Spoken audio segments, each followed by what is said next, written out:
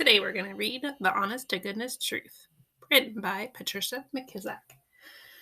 Honesty is the best policy. What does that mean? Is it always best to tell the truth? Think about that for a minute. This book is about a girl named Libby who struggles with telling the truth, but not in ways that you might think.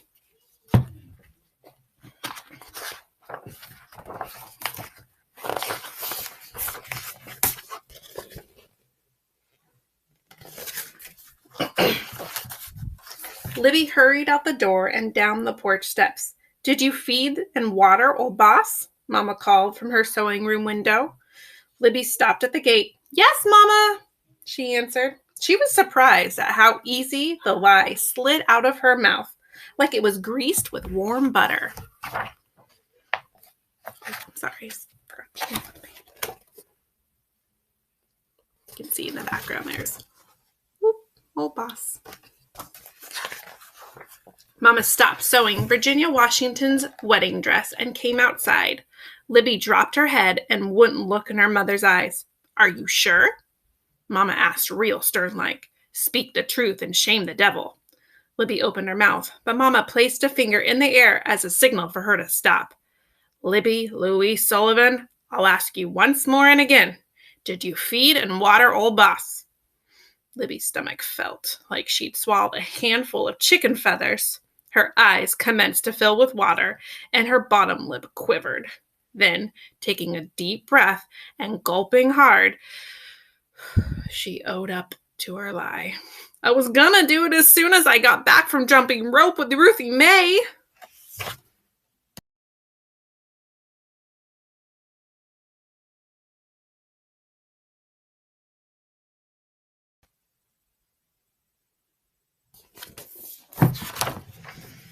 Libby felt a lot better, even though Mama punished her double for not tending to old boss. Libby couldn't go play with Ruth May, and for lying, she had to stay on the porch for the rest of the day.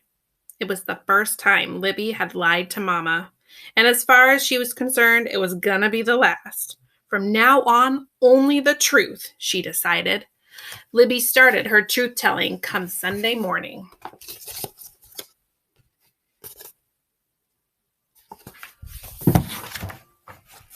All the children from Briarsville were gathered outside the small church waiting on Sunday school to begin. Everybody was admiring Ruthie May's new dress and matching hat when Libby came skipping up. "Morning, everyone." "Morning, Ruthie May." She spoke all nice. "I like your outfit. It's real pretty, but you got a hole in your sock." All eyes went from the hat to the dress to the hole. Meanwhile, Libby skipped up the steps and inside the church without ever noticing the hurt on her best friend's face.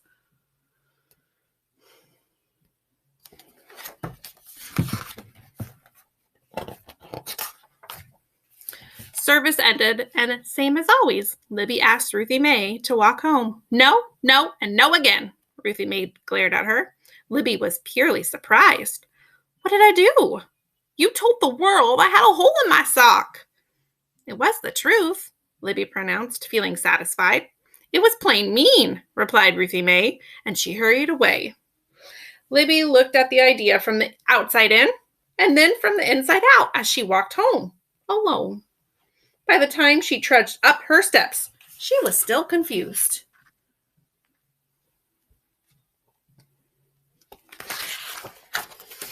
The next morning, Libby joined a group of friends on the way to school. "Did you get your geography homework?" Willie asked Libby. "It was easy," she answered. "Not for me," Willie shook his head. "I didn't understand it, so I just didn't do it."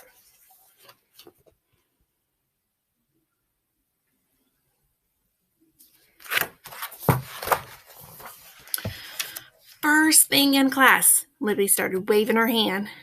"Me, Miss Jackson, me, Miss Jackson." When the teacher called on her, Libby announced, "Willie didn't do his geography homework." "Doesn't have his homework," corrected Miss Jackson. "No, ma'am, he don't." Libby was pleased with herself. Willie gave her an ugly look. "Why'd you tell on me?" he whispered as he headed to Miss Jackson's desk to explain. With certainty, she whispered back, All I did was tell it like it is. So there. And she folded her arms neatly in her lap.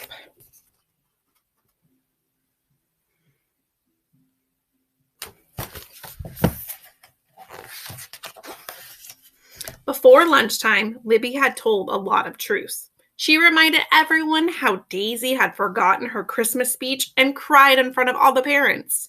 She spoke how Clarissa had gotten a spanking for stealing peaches off Ms. Stacy's tree. And the whole class knew that Thomas didn't have lunch money and had to borrow some from Miss Jackson.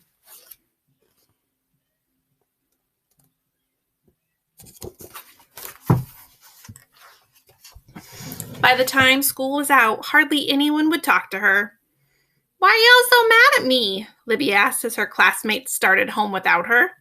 On Libby's way home, she wondered why her stomach felt as fluttery as it did when she told the lie to Mama. "I promised Mama I would tell the truth no matter how much it hurt," she reassured herself glumly. "And that's all I've done." Get her alone.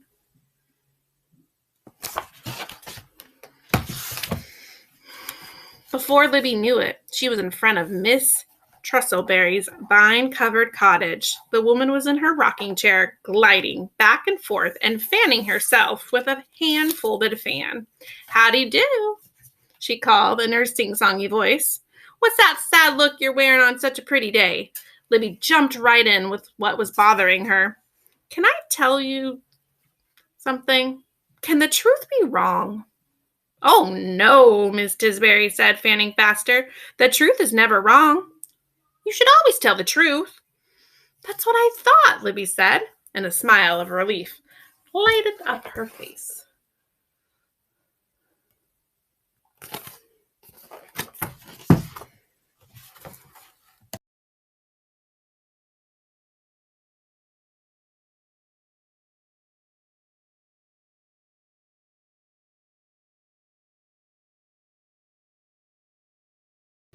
Miss Tisbury leaned over the railing to pluck a blossom from one of the vines that grew all over her yard and up her house. "Don't you think my garden's lovely?" Libby thought on it. Ordinarily, she would have said yes for fear of sounding sassy, but that wasn't the truth. So politely as she pleased, she answered, "Miss Berry, truly and honestly, your yard looks like a jungle." "Well, I declare," Miss Tisbury gasped. "Don't be mad," Libby pleaded, but it was too late. Miss Tisbury rushed inside her house and slammed the door. Look at that, Miss Tisbury.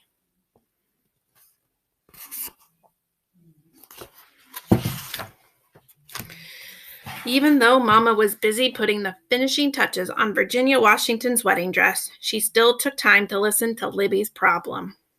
"I feel something awful. My friends don't like me anymore." "No, they don't. And just because I told the truth." The girl sighed deeply. Handing her a needle to thread, Mama asked gently, "Are you sure they're mad at you for telling the truth?" "I think so," said Libby. "Willie was mad as a hornet when I told Miss Jackson he didn't have his homework. And Miss Tisbury got plenty upset when I said her garden looked like a jungle." Mama smiled. "Oh, I see." Then putting down her work, she took Libby's hand, saying, "Sometimes the truth is told at the wrong time or in the wrong way, and for the wrong reason." Then Mama went back to stitching and pulling.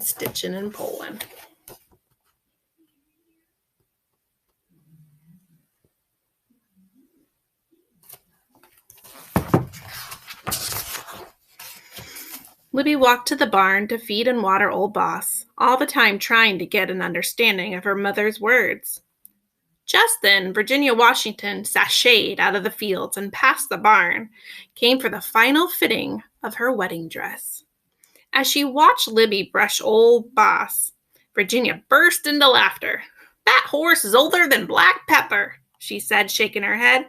"I doubt you could get $1 for that old flea-ridden way back." And she flounced off towards the house.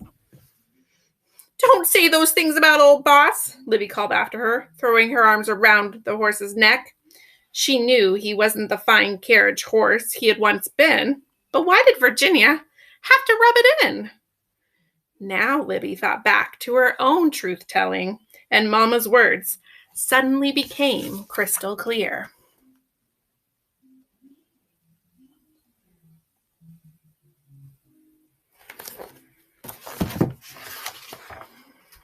The next day, Libby caught up with her friends on the way to school. She told Ruth May, "You did have a hole in your sock, but I could have whispered it to you instead of hollering at it for everyone to hear. I'm sorry." Ruth May smiled. "You finally got it," she said. Libby apologized to Willie, too. "I should have let you tell Miss Jackson about your homework. It was unfair. Besides, nobody asked me in the first place."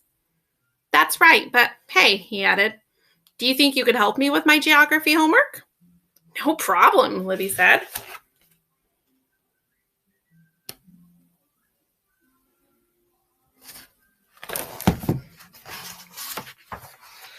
Later, Libby talked to all the other victims of her truth-telling. But there was one more person she had to see. On the way home, she headed straight to Miss Tisbury's house. Libby found her neighbor out front, down on all fours, pulling up flowers and snatching up vines by the roots. Miss Tisbury saw her. She wiped her brow with the back of her hand and flashed a full smile. "I'm sorry I hurt your feelings yesterday," Libby said. "Libby Louise, you were right," Miss Tisbury replied. "This place had gone completely and uncontrollably wild." "But you were so mad at me."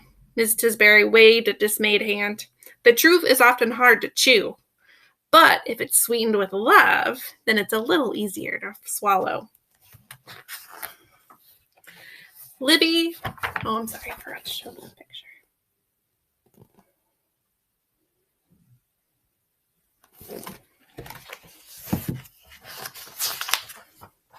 Libby really did understand. She picked up a hoe and began helping.